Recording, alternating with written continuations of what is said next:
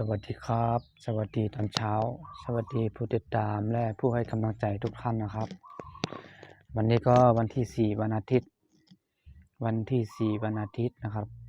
ในช่วงเวลาใกล้8 โมงแล้วนะครับตอนนี้นะเพิ่งนอนตื่นมาวันนี้ก็พักผ่อนนะครับนะวันนี้ก็พักผ่อนยังไม่ได้ไปไหนเลยนะครับมาทักทายกันก็ได้นะครับอย่ามาทักทายกันในช่วงเวลานี้ตอนเช้าคลิปวิดีโอนี้ก็ผมจะมาพูดเกี่ยวกับการที่เราทำงานนะครับนะการที่เราทำงานไม่ว่าอาจจะเป็นทำงานที่ไหนก็แล้วแต่ทำงานหาเงินเนี่ยนะคือทำงานก็มันก็ต้องหาเงินนะเนาะทำงานไม่หาเงินก็ก็จะได้เงินมาทุกบาททุกสตางค์ไม่ว่าหาเงินที่ไหนก็หาเงินนะคำว่าหาเงินนี่มันไม่ว่าเราทำไร่ทำสวนทำงานในแอปก็ดีทำงานใน Facebook TikTok YouTube ก็ดีนะครับนะ TikTok ทำงานใน YouTube TikTok Facebook นี่มันไม่เหมือนกันนะครับเนาะกับเราทำงาน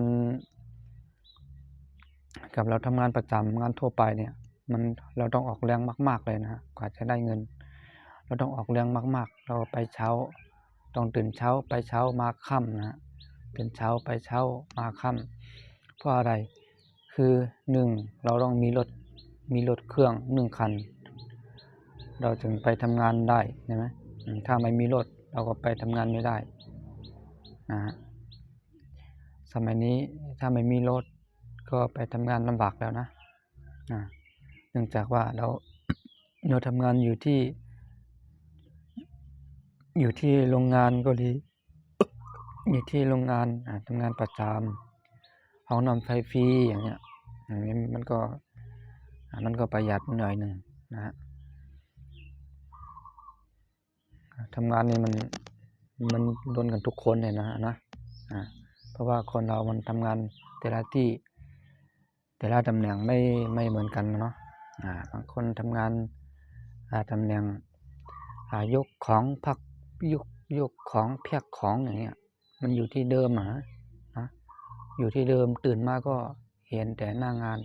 ตื่นมาก็เห็นแต่หน้างานอยู่ในนั่นอยู่ในนั่นทั้งเดือนทั้งปีมันก็ไม่ค่อยได้ตากแดดไม่ค่อยได้เจอแสงนะเนาะไม่ค่อยได้เจอแดดเจอแสงแดดอะไรมันอยู่ในโรงงานเหมือนกับผมอยู่ที่ผ่านมาอยู่ในโรงงานลำไย3 เดือนกว่าอยู่ในโรงงาน3 เดือนกว่ามันอยู่นั่นแหละ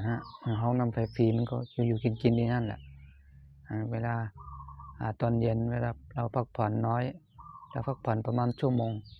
เราก็ไปหากับข้าวอะไรมากินซื้อกับข้าวมาเตรียมไว้เพื่อจะได้พร้อมในวันพรุ่งนี้